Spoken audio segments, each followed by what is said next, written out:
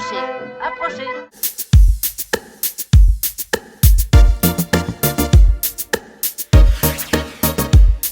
Une première question, c'est celle qui m'intéresse le moins. Mais je vous la pose quand même parce que bon, je pense que tout le monde doit la poser et que voilà. L'idée de faire jouer Cyrano par 3 comédiennes. Est-ce que c'est un vrai choix réfléchi ou est-ce que c'est parce que vous êtes tombé amoureux entre guillemets de ces 3 comédiennes et que vous avez envie d'en faire quelque chose? C'est la principale chose sur cette question-là, c'est que je voulais donner à Cyrano une plus-value, Oui. quelle qu'elle soit. Et les occurrences ont fait que, à l'époque, en tout cas, ce qui me paraissait le plus logique et ce que j'avais sous la main, c'était 3 femmes prêtes à faire le projet, et ça m'a semblé suffisant pour le monter. Je peux vous faire une critique. Ouais, bien sûr. Je trouve que si au départ c'était un choix pour faire une plus-value, je trouve que c'est raté. Non mais c'est vraiment pas méchant. Hein. Parce qu'en fait j'ai vu à Avignon une pièce qui s'appelle Don Juan. Ouais. Et c'est toute petite compagnie, ils sont très jeunes, mais ils sont joués, le Don Juan et le valet ils sont joués par 2 filles. Et du coup là ça fait une plus-value parce que du coup comme c'est assez macho, etc. Enfin, bon, les garçons prennent plein la tête. Mais en fait, voilà, j'ai posé cette question, mais ça m'intéresse pas plus que ça parce que je trouve que premièrement la question de genre aujourd'hui, il y en a un peu marre. Mais c'est surtout que et je trouve que vous les 3 comédiennes jouez tellement bien les garçons avec l'aide des masques, etc. Que moi en 1 minute, j'avais oublié que vous étiez des femmes en fait. Voilà. On était bien coachés. Après je vous laisse parler totalement, mais et en fait du coup j'ai attendu très longtemps parce qu'elle n'arrive pas tout de suite l'arrivée de Roxane. Et je trouve que ce tableau, cette arrivée est juste fantastique parce qu'elle est vraiment femme. Voilà. Bon. Et c'était vraiment un choix. Ah oui, complètement. Oui, et en plus c'est aussi une manière de faire entrer les personnages. C'est-à-dire là, pour le coup, on n'est pas sur le texte, on n'est pas concentré sur le texte, mais sur un peu la magie de ce que peuvent apporter ces personnages, considérant que pour nous, les personnages sont toujours plus qu'humains, et qu'on essaie de dépasser un peu ces codes purement psychologiques. Et donc, quand on fait arriver un personnage sur scène, c'est un peu une figure aussi, qu'on fait arriver une espèce de magie. Ce personnage-là, il est... Enfin, le tableau dans l'immobilité, dans la grâce, dans le too much. Moi j'ai pensé vraiment à Pedro Almodovar à ce moment-là. Oui, ça peut. J'ai vu cette folie de Pedro Almodovar dans l'esthétique. Et j'ai trouvé que d'un coup on voyait, alors que je m'étais dit ces 3 filles elles sont super garçons finalement, mais c'est du jeu. Et là d'un coup j'ai vu une vraie femme, j'ai dit waouh, elles sont encore meilleures que ce que je pensais. Et pour compléter, puisque du coup vous êtes dans la confidence de toute l'histoire et vous avez posé la question, au tout départ ça ne devait pas être joué par 3 femmes en fait. Quand on s'est dit on monte Cyrano, ça devait être par 2 hommes et 2 femmes. Et on s'est dit à 4 on va alterner tous les rôles, mais les hommes feront les rôles d'hommes et les femmes feront les rôles de femmes. Et c'est le fait qu'on s'est retrouvé en fait avec un comédien en moins qui n'était plus disponible et Bastien devait jouer dedans. Et on a une autre comédienne qui nous a rappelé qui dit oh mais moi j'aimerais tellement jouer dedans, et en fait du coup c'est là où il dit on s'est retrouvé avec 3 femmes, c'est qu'est-ce qu'on en fait, et on s'est dit mais tout est grâce en fait, c'est-à-dire que c'est un heureux concours de circonstances qui nous a fait dire en fait on a 3 femmes disponibles qui ont envie de jouer, enfin 3 et moi et puis les 2 autres comédiennes, et on s'est dit mais en fait si on ne cherchait pas plus loin que juste faire ce qui nous est donné en fait à un moment donné, c'est-à-dire que c'était pas à l'origine de dire on va chercher des femmes pour, mais c'est on a 3 femmes et ben faisons avec. Oui mais c'est plutôt moi mon ressenti que j'avais intuitif. Ouais, plus qu'une pensée conceptuelle en fait. On s'est même dit, non, d'ailleurs on s'est même dit... Je pense même qu'en termes de communication, ça peut même se retourner un peu contre vous. On s'est dit, il faut qu'on soit vigilant parce qu'en fait, il n'y a pas une démarche féministe, ou je sais pas si c'est un truc engagé, juste, c'est normal, et je pense qu'après tout, ça peut être un message en soi en fait. Chacun il dit, voit midi à sa porte et voit ce qu'il a envie d'y voir. Mais en fait, on peut se dire que c'est bien, ou qu'on s'en fiche, ou pour nous, C'est même pas une question en fait, c'est ça. Non, il n'y a pas c'est pas une question. Moi, pour moi non plus. Voilà. Pour tous les êtres humains, ça en est encore plus. Ça en a encore beaucoup, ouais. Pour moi, ça n'en est pas eu non plus. Donc, mais après, du coup, vous jouez tellement bien. Et puis, du coup, aussi, on peut dire, parce que ça aussi, et du coup, voilà, j'ai tellement aimé que j'ai même analysé pendant la pièce et tout ça. Enfin, quand j'étais pas totalement emporté, enfin, j'étais très souvent totalement emporté. Mais en fait, je trouve qu'en plus, ça apporte une certaine douceur à ces hommes. Mais ça, c'est presque la cerise sur le gâteau, on va dire. C'est pas ça qui m'a le plus ému et ébloui. Ce qui m'a le plus ému et ébloui dans cette idée, c'est que chaque comédienne joue tous les rôles. Parce que ça, je trouve que c'est un challenge de mise en scène. Vraiment. À la fois, elles sont multiples. Vous êtes quand même dans vos personnalités à vous. Il y a des nuances. Et en même temps, vous êtes très proches les unes des autres. Vous arrivez à être très proches. Je trouve ça magique. Comment vous avez travaillé ça?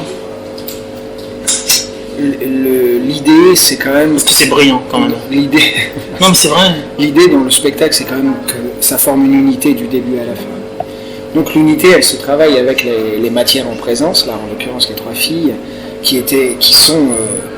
la distribution s'est faite aussi en fonction de leur tempérament, de leur capacité, et c'est certainement ce qui crée cette unité au final. Et presque dans un premier temps, la pièce Cyrano est secondaire, elle nous sert de matériau dans un premier temps, qui ensuite va prendre le dessus, bien sûr. Magnifique matériau. Ah oui, il vaut mieux d'ailleurs travailler avec de bons matériaux. Mais la première matière, ça a été ces 3 filles, avec leurs différences, et que tout en respectant leurs différences, il fallait en même temps créer l'unité entre elles, une unité esthétique, une unité qui choque pas, parce qu'il y en a une qui est très grande, l'autre qui est très petite, et l'autre qui est très moyenne, et puis il y en a une qui a un accent, et puis l'autre qui en a pas, et puis l'autre qui sait danser, et puis l'autre qui chante très bien. Enfin, il fallait arriver un peu à... Rien m'a choqué en fait. Voilà. Tout fonctionne en fait, cette unité fonctionne. Et puis le comble, c'est que du coup, comme vous êtes multiples, on ne sait pas par où va arriver Cyrano, et c'est ça, il y a plein de surprises en fait vis-à-vis de ça aussi. Mais c'est créé comme ça aussi. Et puis les autres personnages aussi, ils arrivent par en haut, par en bas, ils peuvent sortir par là et rentrer par là.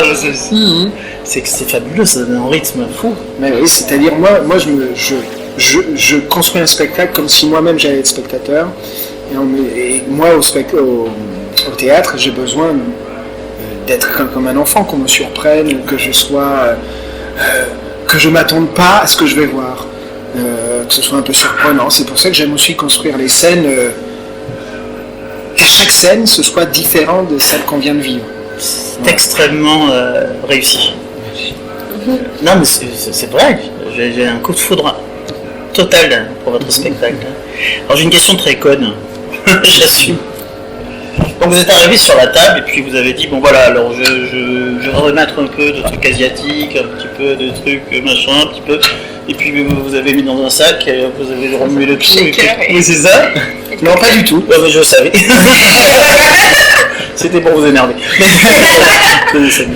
Mais non, c'est vrai que les inspirations du travail, elles sont de 2 sources diverses, c'est-à-dire les théâtres orientaux, ça c'est une première source, et le théâtre baroque français, qui sont finalement 2 sources assez voisines, puisque dans le temps et dans l'histoire, elles correspondent en plus, les théâtres d'Inde ou du Japon, voire même de Chine ou celles de France, correspondent pas quasiment aux mêmes périodes du XVIIe siècle.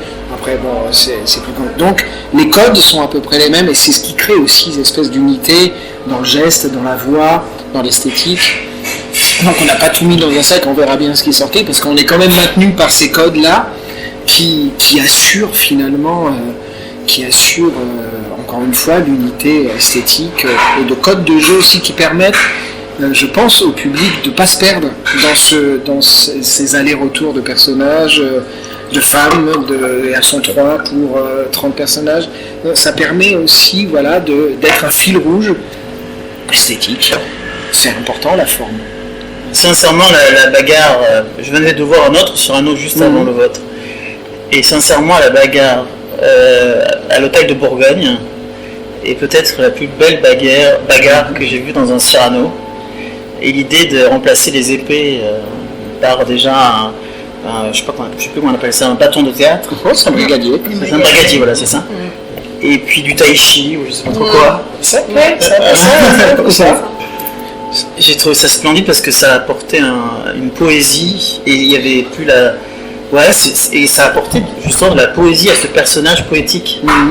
Et ça, j'ai trouvé ça vraiment très beau. On ne voulait pas tomber dans l'écueil qui est souvent de vouloir reproduire des combats réalistes.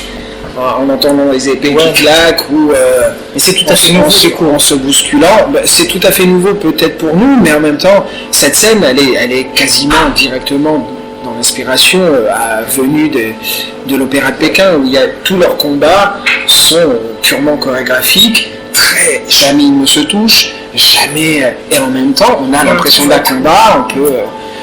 j'ai souvenir d'un combat que j'adore où ils sont censés se combattre dans une nuit absolue, un noir profond, avec une scène totalement éclairée au néon, blafarde, etc. Et on y croit totalement. Donc c'est comment aussi, en fait le théâtre, c'est comment on crée l'illusion sans forcément se donner des vrais coups d'épée ou en se bousculant, en se faisant tomber pour faire croire que c'est vrai. Qu'est-ce que c'est la vérité, qu'est-ce que c'est l'illusion et qu'est-ce qui est important au théâtre, c'est l'illusion ou la vérité. Moi je crois que par l'illusion, on arrive à faire passer plus de choses que si on a envie d'être absolument réaliste, qui est, à mon sens, l'écueil du théâtre aujourd'hui, ou même, c'est pour moi, le réalisme, c'est quelque chose qui est consacré pour le cinéma. Le cinéma a ce rôle-là de nous faire croire que c'est vrai. Oui, c'est ça, pas tant que ça. C'est plutôt se faire croire que c'est voilà. vrai. Parce que c'est pas... et au théâtre, on a besoin quand même d'un peu de magie, un peu de choses qu'on ne voit pas ailleurs. Parce que si on fait sur scène ce qu'on fait au cinéma, pourquoi le théâtre existe-t-il encore là ? De toute façon, j'ai absolument aucune critique parce que dès le départ, quand vous venez éclairer le plateau avec les bougies, déjà on est dans l'ambiance et puis après c'est parti. Et ce que je trouve extraordinaire, c'est que, mais c'est à vous, Yana, que j'ai envie de poser, à Yana Serena, que je voudrais poser cette question, parce que vous êtes multiples, il y a plein de changements de costumes. Je pense que c'est vraiment un tourbillon, tout ça. C'est très millimétré. Et ça part dans tous les sens souvent. Et par moments, vous êtes parfaitement toutes les trois coordonnées.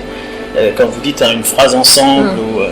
Je trouve ça magique, ce travail que vous avez fait vraiment au cordeau, quoi.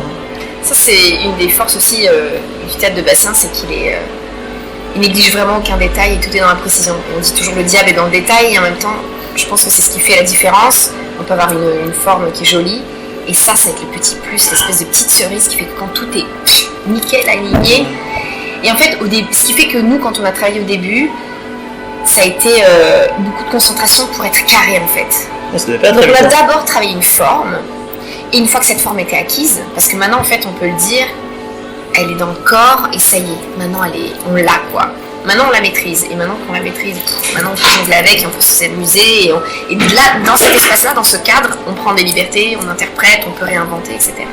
Mais effectivement, c'est un travail assez exigeant qui demande d'abord de maîtriser une forme, donc c'est une certaine manière de travailler, qui demande en fait d'abord de mettre son ego de côté, de mettre autre chose, l'interprétation du comédien, la psychologie, ça n'a pas sa place. Et une fois qu'on maîtrise ça, après c'est bon. C'est à la fin, mais c'est ça qui me revient évidemment. Le dernier mot de fin, je déteste raconter les histoires ou quoi que ce soit. Là, vous êtes toutes les trois parfaitement coordonnées, mais il y a plein de moments aussi. Et à ce moment-là, ça me fait penser à un ballet, vraiment. Parce que pour moi, je vois un ballet d'opéra, quoi. Où d'un coup, ils font la même arabesque. Et vous avez travaillé sur de la chorégraphie de danse ? C'est quelque chose qui vous intéresse ? En tout cas, bien sûr, je pense moi que la danse, comme le chant, c'est du théâtre, donc je considère à plein que ça a totalement sa place sur une scène et que ça devrait avoir toujours lieu lorsqu'on monte un spectacle. Après, faut-il que l'écriture s'y prête ? Ces écritures-là le permettent et à partir du moment où on a une écriture, quand on lit, on se dit oui, effectivement, on peut envisager une chorégraphie. Effectivement, si je prends ce passage-là, on peut l'envisager chanter, on peut l'envisager jouer à plusieurs comédiennes, alors c'est que l'écriture est bonne. À mon sens, en tout cas, elle est théâtrale. On parle souvent de théâtralité au sens quelles sont aussi les images et comment on va raconter cette histoire qui sont possibles. Et donc, pour pour moi, la théâtralité est extrêmement importante et elle passe par ça. Parce qu'avant tout, le théâtre, quand même, c'est du chant, de la musique et de la danse. J'avais presque envie d'applaudir à plusieurs moments. Je disais ça. Mais non. Pourquoi pas? Non, mais c'est là. Et en plus, j'aime pas trop applaudir. Enfin, j'aime pas les gens qui applaudissent pendant les spectacles. Mais c'est vrai que non, oh là, quoi. C'est réussi, quoi. Mais il y a aussi un côté très clownesque. La dame de compagnie. Elle est juste incroyable. Je sais pas qui joue celle qui recule avec ses fesses comme ça. C'est moi. C'est merveilleux. C'est du grand art là. Et puis le cuisinier. Hagen. Oh là là. Mais quelle belle scène. Tout est beau, c'est fabuleux. Alors l'histoire des masques. Moi ça m'intéresse ces histoires de masques. Je les trouve tellement beaux. Effectivement, les masques qui servent, encore une fois, bon, là, à exagérer le trait pour les personnages, et puis aussi à aider le public à s'y retrouver. Mais alors, est-ce que c'est des masques que vous avez C'est des masques, oui, c'est des masques qu'on a trouvés. On travaille avec quelqu'un qui est en Belgique, et c'est le deuxième spectacle sur lequel on travaille avec lui, et bon, on s'est encore pas jamais rencontrés. Il me partage ses masques, je les regarde, je commande ceux qui m'intéressent, etc., etc. Et donc ceux-là, avant même qu'on commence la création, je les avais déjà commandés. Ils sont sublimes ces masques. Ouais, ils sont très très beaux, ils marchent très très bien. Et ils sont pas italiens. Et non, ils sont pas du tout italiens. C'est bien ce que je pensais. Voilà. Non, pas du tout. Ça n'a rien de comédia, ce sont des masques, oui, qui pourraient, qui sont un peu... tout et rien, neuf et ancien. On m'a un peu vendu ce spectacle en me disant il y a de la comédia derrière. Pas du tout. Et en fait c'est presque ma plus grande déception parce que moi j'ai pas vu ça. Non, pas du tout. Un peu éventuellement, D'une part, je suis pas assez expert en la matière pour oser attaquer le genre, mais suffisamment pour attaquer un travail de masque. Mais la comédia dell'arte est vraiment un art très particulier, qui nécessite des codes très particuliers et des masques très particuliers. Ceux-là n'en sont pas du tout. Oui, moi j'ai pas du tout eu cette sensation. Et Anna Serena, comment on fait pour jouer avec ces masques-là? C'est pas trop difficile? En fait, ça a été un travail d'appréhension. C'est-à-dire que je me souviens très bien en répétition, on les mettait, on faisait des essais. D'ailleurs, comme Bastien dit, les personnages ont aussi été adaptés à chacune des personnalités. À un moment, il y a une comédienne qui joue pas la duègne ou qui fait pas Raguenaud ou quoi, parce que parfois ça collait pas. Donc en fait, on essayait les masques et puis on essayait des corps, des voix, on essayait de parler, de dire le texte, ça marche, non, ça marche pas. Et puis dès que c'est un peu comme le travail de clown en fait, c'est-à-dire que quand on cherche son clown et qu'on met le nez, je sais pas si vous en avez déjà fait, on en fait faire en cours, on cherche la voix qui correspond à la personne. Pourtant tous les nez sont les mêmes, mais en fonction d'une personne à l'autre, de sa personnalité, de son corps, son clown va être différent du clown d'un autre. Et c'est un peu pareil avec le masque.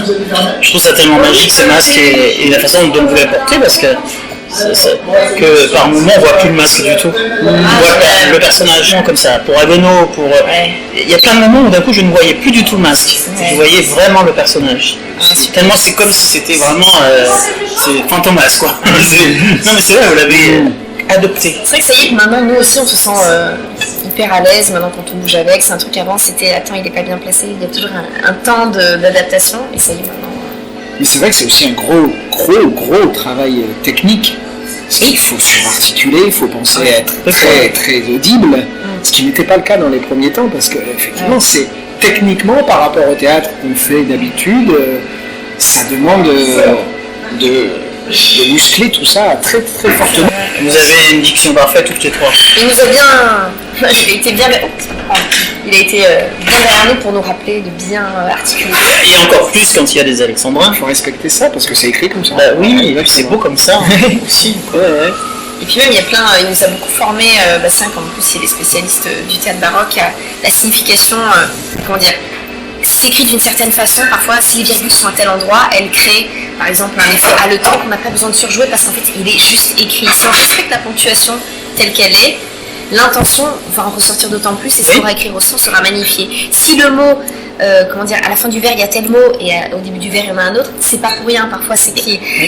Et en fait, ça paraît bien, les gens parfois enchaînent, mais en fait, nous, d'un coup, il y a le texte a pris une autre ampleur quand après on s'est mis à être vigilant. C'est ça, ah oui, mais là, on sent qu'il hésite à lui dire ça parce qu'en fait, il y a une petite suspension, il y a telle virgule, il y a ces 3 petits points en plein milieu, ils sont pas là pour rien. Le vers, il n'est pas décomposé en plusieurs répliques de manière anodine.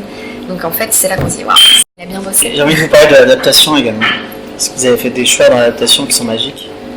Est-ce que c'est Victoria Abril qui nous parle, qui nous fait la tirade du nez au début pour nous dire d'éteindre nos téléphones portables? Non, c'est les filles. C'est les filles. C'est incroyable, j'étais sûr que c'était Victoria Abril. Ah bon? Oui. Non, c'est à 3 voix. Ah, c'est à 3 voix. Elles ont enregistré, c'est lui qui dit au début. Elles ont repris. Écoutez, vous allez voir, c'est impressionnant. Ah ouais? Ah ouais, vraiment. Mais moi j'ai adoré du coup, je me suis dit c'est un clin d'œil qu'elle a dû leur faire, elle les aime bien. Ah ouais? C'est un texte que j'ai écrit. Moi j'ai trouvé ça génial que ce soit fait sur le téléphone, ça met dans l'ambiance tout de suite. Et puis après par contre la vraie tirade du nez, elle est magique parce qu'elle est faite à 3. Et du coup elle est fluide et elle fonctionne très très bien. Comment vous avez réfléchi aux accélérations parce que vous avez fait des coupes, mais pas vraiment parce qu'en fait pendant les coupes vous racontez l'histoire. En fait, voilà, la seule vraie grosse coupe qui a été effectuée, c'est sur l'acte 4 qui est celui à la guerre, qui est un acte très long et où surtout il y a énormément de personnages. Donc là il faut faire avec les moyens qu'on a. Non mais c'est génial. Non mais c'est très bien fait. On a raccourci, on l'a un peu narré et puis les filles prennent aussi certaines parties du dialogue. Moi c'est un acte que j'aime beaucoup parce que je trouve qu'il est très fluide et il raconte très bien ce qui se passe et comment dire, il ne laisse pas l'émotion de côté non plus. Et pour le reste, en fait, il n'y a pas eu tant de coupes que ça, si ce n'est celles qui pouvaient nuire, qui sont utiles lorsqu'il y a 20 personnes sur scène. Mais lorsqu'on est 3, parfois il faut aller un peu plus à l'essentiel. Donc ce que dit le petit page, au moment où il croise le petit vieux, on s'en fout un peu, c'est vrai, quoi. Parce que Rostand, à un moment, il écrit ça, il sait qu'il y aura 50 personnes sur scène, et nous, c'est pas le cas. Parlez-moi un peu de votre parcours à vous. Moi, j'ai été dans une école de théâtre fin du siècle dernier. Et puis, en sortant, j'ai directement travaillé j'ai été comédien pendant très longtemps. Jusqu'à il y a donc 4-5 ans, où petit à petit, on a créé la compagnie. Et là, on s'attache, enfin, je m'attache exclusivement à la mise en scène. L'année, on avait monté les Fourberies de Scapin à 3, avec 3 musiciens tchèques en live sur le plateau. Et ça avait été une très belle expérience qu'on a réitéré, puisqu'après, dans la foulée, quasiment, j'ai monté un Don Quichotte aussi à 3. Et ce chiffre-là, je l'aime bien. En tout cas, jouer un chiffre impair sur scène, j'aime assez ça, je ne sais pas pourquoi. Et donc, voilà, puis on en est venu à 3 maintenant avec que des femmes sur Cyrano. Ce Don Quichotte, c'était que 3 hommes, là c'est 3 femmes. Et le théâtre baroque, j'ai rencontré le théâtre baroque il y a 20 ans, donc qui est un peu notre théâtre traditionnel, puisqu'il s'inspire des codes du XVIIe, etc. J'ai travaillé avec Jean-Denis Monory, qui lui-même avait travaillé avec Eugene Green, qui est un Américain qui était arrivé sur Paris, qui détestait son pays, et quand il est arrivé sur Paris, il s'est mis à la recherche théâtrale, il a un peu ressorti tous les vieux manuscrits, les grimoires du théâtre baroque, qu'on a longtemps considéré comme un art poussiéreux et un peu passé, mais qui est extrêmement coloré, vivant, incroyable. Yana, qui a vu plusieurs spectacles, m'en parlait. Et donc oui, ça fait 20 ans que je travaille entre autres sur la question et qui inspire même parfois les créations plus contemporaines. Oui, mais l'idée du baroque me fait penser aussi à certaines idées asiatiques. Pour moi, c'est la même chose, puisque c'est pas les mêmes codes, puisque la culture est différente. Mais des couleurs, des vêtements, on est toujours sur une symbolique de la gestuelle, sur une diction qui n'est pas réaliste, sur des décors qui sont toujours des décors qui évoquent quelque chose plus qui matérialise très concrètement. On est toujours dans l'évocation, dans le sacré, ça c'est très important. Et on évite l'écueil du réalisme et de la psychologie. Moi j'ai vu, donc j'ai pas tellement vu d'inspiration italienne pour le coup, Oui, mais j'ai senti pas mal d'inspiration espagnole, je sais pas pourquoi. Bah, certainement à cause du costume La robe, de Roxane, ouais. certainement. Ouais. J'ai senti qu'il y avait vraiment. Est-ce que vous aimez Pedro Almodovar? Est-ce que c'est quelqu'un que vous appréciez, que vous connaissez? J'aime, j'apprécie, mais je n'y ai pas pensé une seule seconde. D'accord, donc c'est un bon moment. Après, on est tous latins, donc certainement qu'il y a quelque part nos cultures qui se rencontrent aussi d'une manière ou d'une autre. En tout cas, je vous remercie beaucoup. Eh ben, merci à vous. Vous avez fait un très très beau travail et Merci à je suis vous. content de vous avoir rencontré. Eh ben, moi aussi, ravi. Nous aussi, ouais. Très chouette.